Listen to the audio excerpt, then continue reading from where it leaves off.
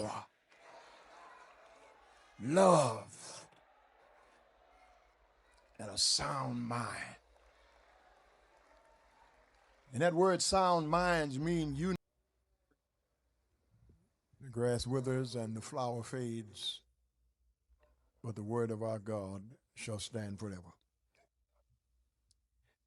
I just want to talk to my young friends a moment about stir up the gift. Stir up the gift. This book is written to young Timothy, Paul's mentee and understudy. He is in reception of this letter from Paul, who is in prison in Rome. This letter is sent to Timothy to encourage him because Paul knows of the faith that is in him because it was in his grandmother. It was in his mother. It was in Lois and Eunice. And Paul writes this letter, the last of his epistles, the last letter he has ever written, because Demas has forsaken him. Only Luke is with him. And he encourages Timothy to come before winter and stop in Troas and get my books, bring my parchments. This is the last letter of Paul, his pastoral epistles written to 1st and 2nd Timothy and Titus. Those letters are written to encourage young pastors, and 2nd Timothy is written because Paul has a date with death from the Emperor Nero. The outline and theme of this letter is pastoral in its appeal. It is practical in its appeal. It is also prophetic and personal because he says to Timothy, let no man despise your youth. Let no one criticize you or put you aside or look askance at you because you are young. Let no man despise your youth. You've heard me say this over and over to us, that the only old people who don't like young people is old people who didn't have fun when they were young people.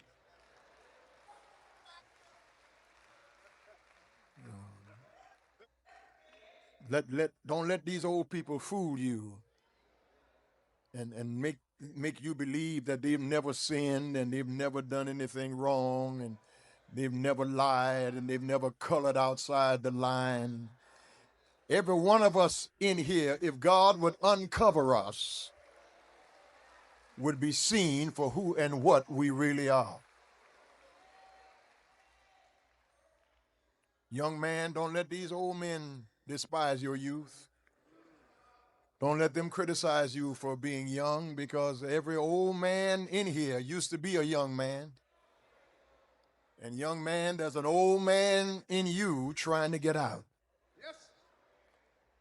You old women in here, when I say old, I get a whole lot of emails when I say that from you, and you know, because women talking about ain't nothing get old but clothes.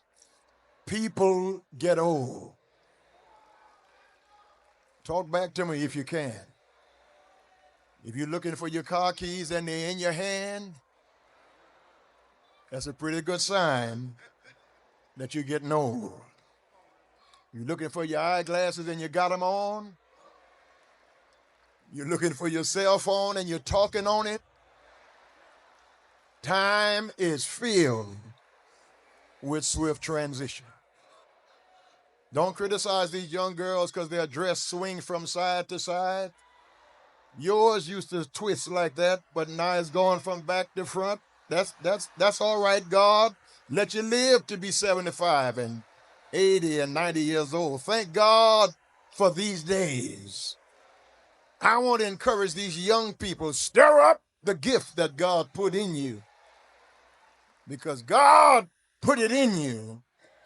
And Paul said, I know it's there because you got it from your grandmother.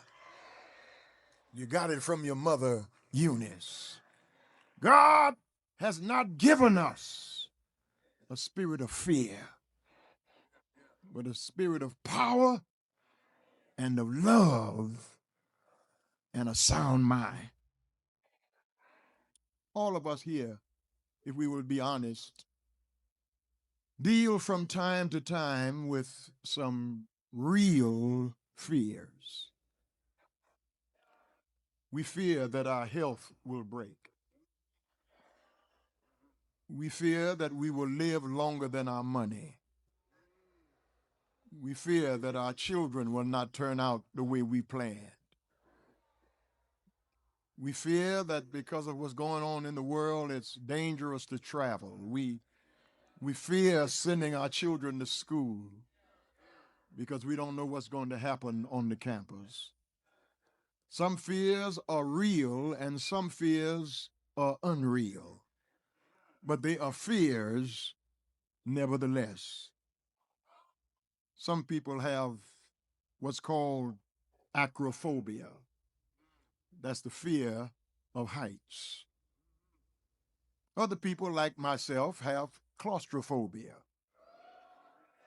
a fear of being in closed places. And then there are others with agoraphobia. That's fear of open spaces. Some persons have, like myself, neophobia. That's a fear of trying new things. I don't like new friends. I don't like new food. When I go to the restaurant where I eat on Sunday, I don't need a menu. They already know what I want because I don't try nothing new. And I tell the waiter, you don't have to tell me what's your special. I know what I want. I don't try anything new. I don't like new things. Then there's pathophobia. That's a fear of disease. Photophobia. Some people have a fear of light. There are many people in my family and in my community who have ergophobia. That's a fear of going to work.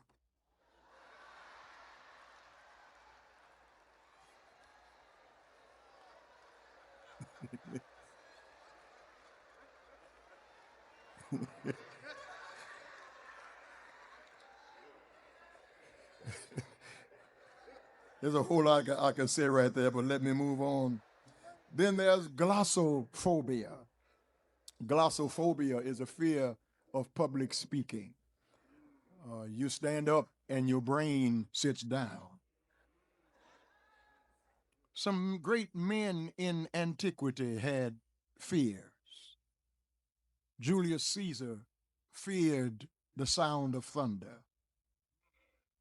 Peter the Great had a fear of crossing over a bridge.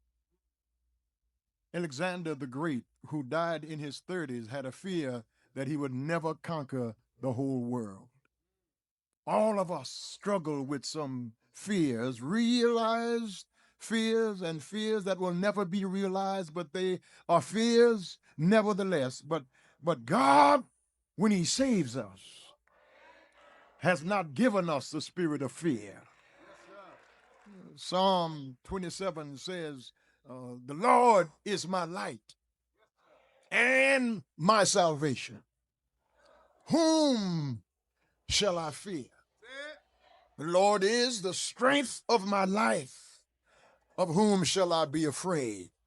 Come on, you can help me preach it. When the wicked, even my enemies and my foes, came upon me to eat up my flesh, they stumbled and they fell. Yes. Though a host should encamp against me, in this will I be confident. One thing have I desired of the Lord, and that will I seek after, that I may dwell in the house of the Lord all my days, for in the time of trouble he shall hide me.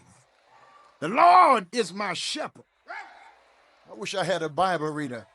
I shall not want. He makes me to lie down in green pastures. He leads me beside the still waters. He restores my soul. He leads me in paths of righteousness for his name's sake. Yea, though I walk through the valley of the very shadow of death, here it is, I will fear no evil.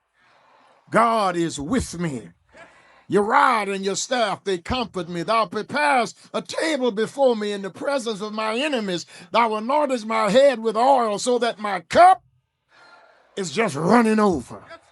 Surely goodness and mercy shall follow me all the days. Fret not yourself because of evildoers. Neither be envious against the workers of iniquity. They shall soon be cut off like grass, and they shall wither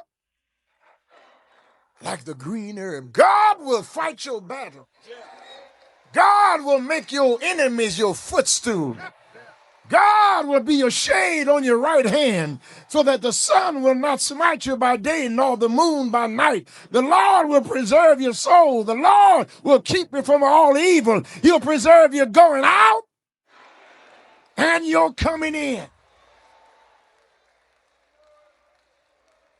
I will keep him in perfect peace,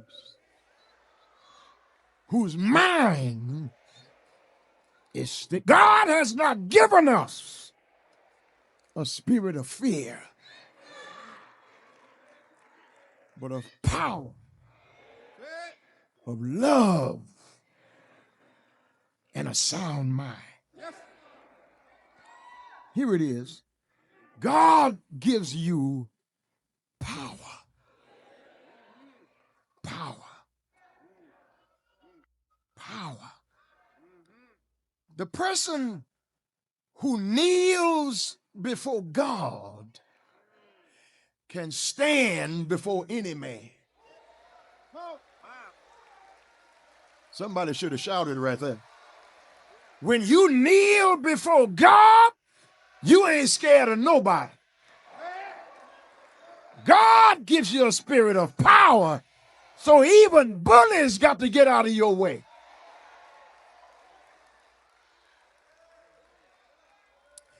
Young people, let me give you some advice that my daddy gave me. When I was getting ready to go to Bishop College and I was getting out of high school, I was always kind of timid and afraid. You know, I didn't speak much. I didn't talk to hardly anybody except in my family. And so when I started to preach, people in the community couldn't understand, how is he going to preach? He never talks. I would never talk to anybody inside my family. I was except my family, and I was kind of timid and shy because I was always socially awkward, and I did not stand up for myself and didn't stand up to anybody. And so my daddy and mother was taking me to the airport to get ready to go to Bishop College, and my daddy gave me some advice that only a father can give a son. He says, if you run across a bully, if you run across somebody who's trying to scare you, frighten you, intimidate you, he said, if it's a crowd and it's a bully in the crowd and they are trying to push you around, he said, you walk up to the loudest one in the crowd and hit him as hard as you can. And everybody else in the crowd is going to shut up and sit down. Because a bully is really insecure. And they're trying to intimidate you so they can make themselves feel big. But if you are big on the inside, you don't have to try to make nobody believe that you're big on the outside. Just be big. Talk back to me if you can. People who are intimidating other people are people who are not sure of themselves. But when you are sure of yourself, God gives you power to walk in any room and hold your own because you know who you are and whose you are. If God be for us, somebody ought to help me preach today. If God is on your side, He's more than the world against you. Stop letting small people intimidate you.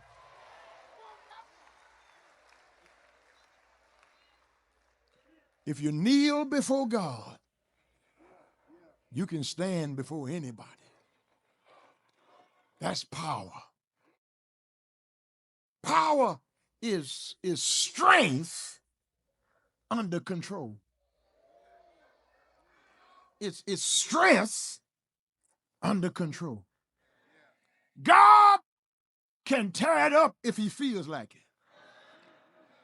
But because of His love and His grace, He brings His power under control. A good example of that is a few years ago when there was an earthquake that caused a tidal wave in Thailand. Over 200,000 people died in that tidal wave in Thailand, and the earthquake was so severe that the bottom of the ocean came apart and pushed water onto Thailand, and it pushed water all the way to San Francisco.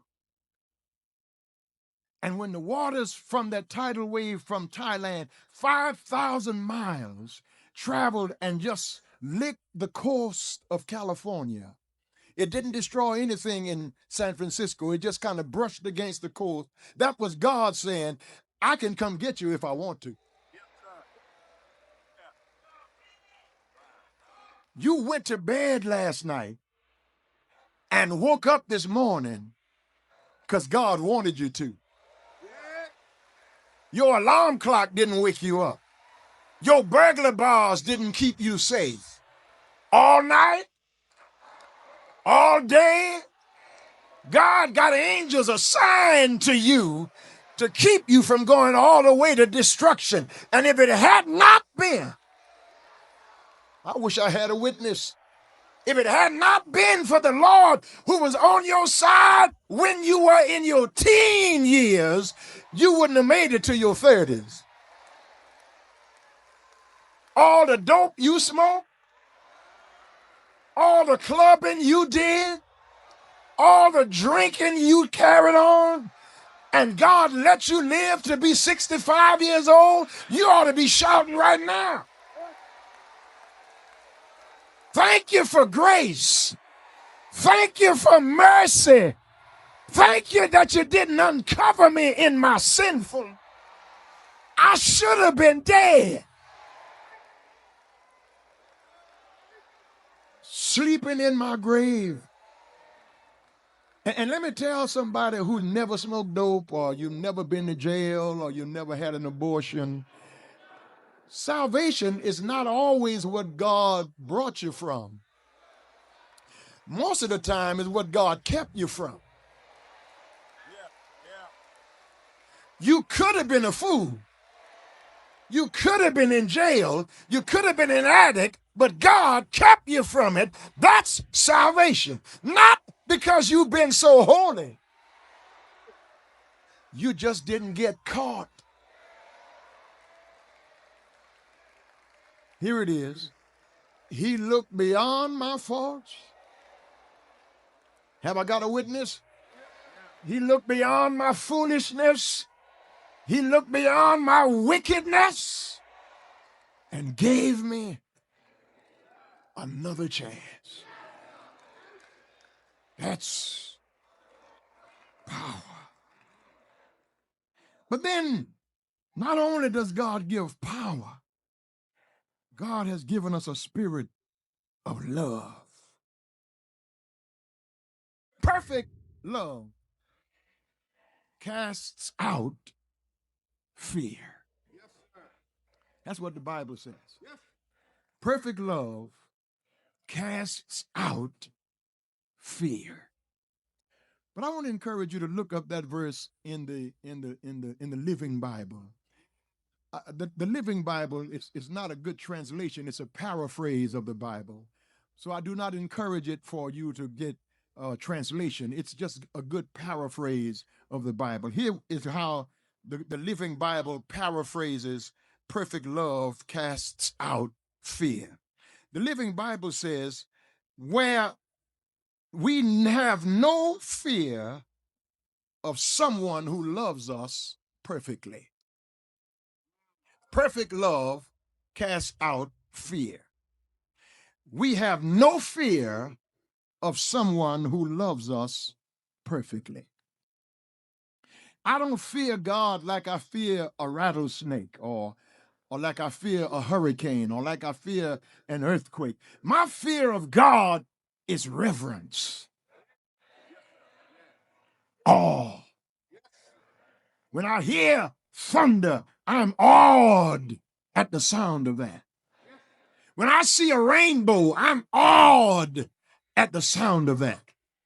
I felt God's presence in a way that I've never felt it before on the floor of the Grand Canyon.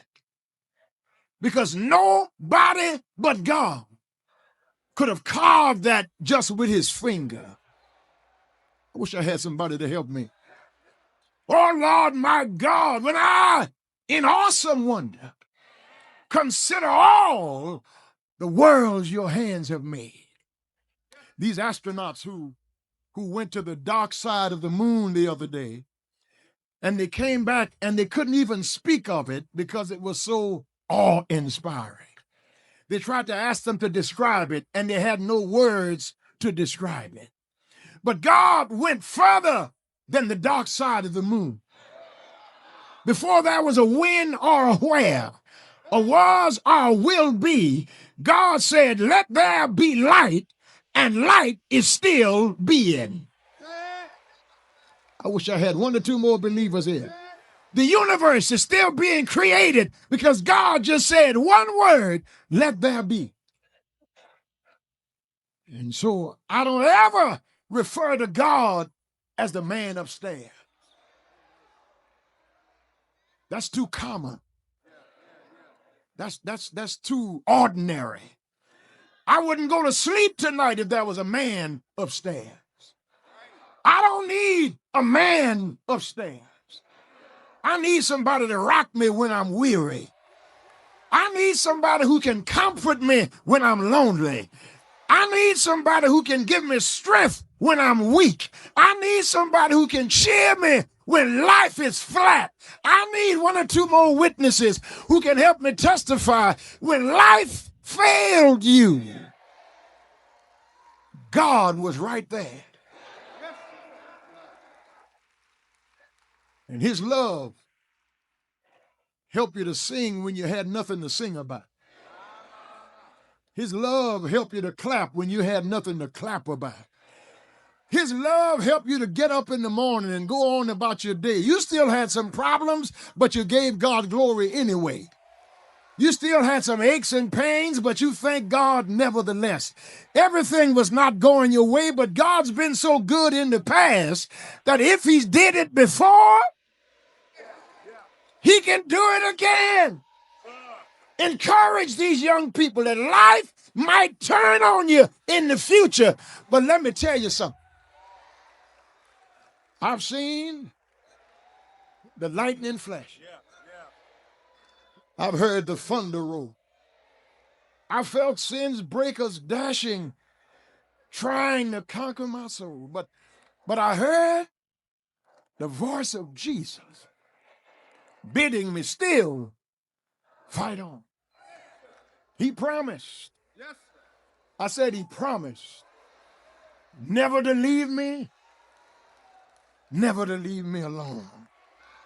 God will give you a sound mind. Young people, listen to me as I hurry. Life has 2 handles that you can hold on to. You can hold on to fear and let it cripple you, and you'll never get anything accomplished in life because you are afraid to fail.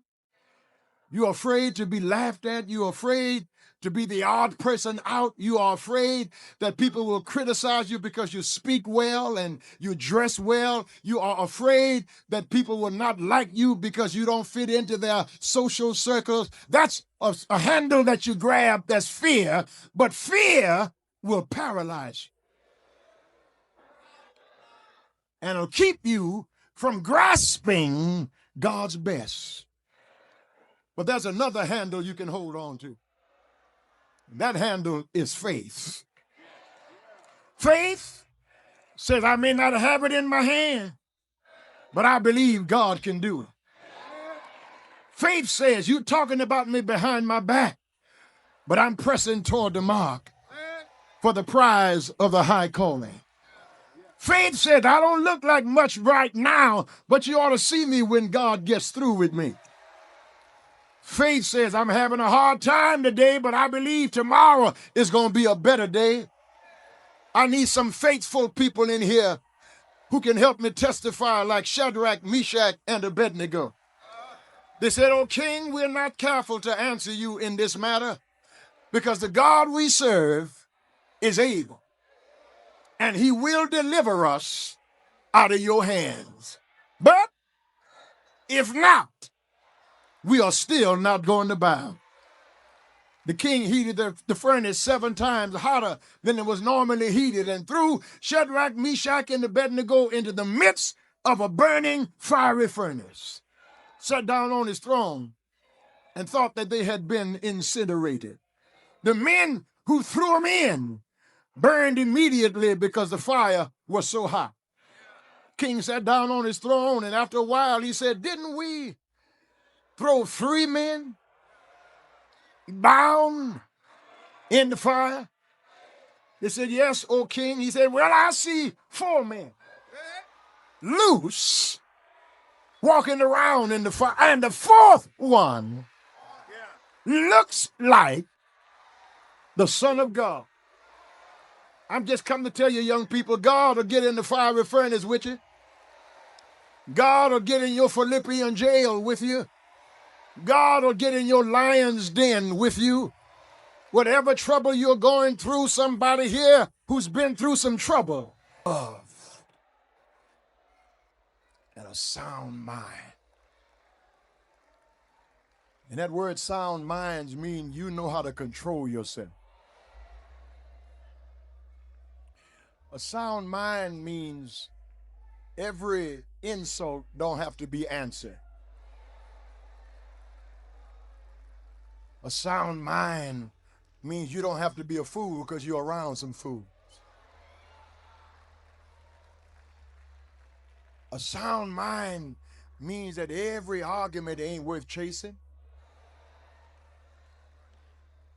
You just keep yourself with a sound mind and watch God handle your enemies. Watch God handle the opposition in your life. Young people, the world will get out of your way if you know where you're going. And if you know where you're going, God will help you get there. But you got to put your trust in God. Lean not on your own understanding. Don't trust your judgment. You just got here night before last.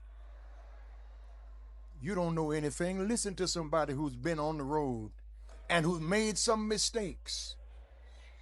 And if they will tell you the truth, they'll let you know where the pitfalls are, that you don't have to go that way. Some of you were raised like I was raised. I had parents who didn't mind whipping. You know, we didn't have no time out and all of that. If you act a fool at the grocery store, my mama would dive off the frozen food section right there in the grocery store. But because I was so timid, I saw what a whipping did to the others. So I knew not to go that way.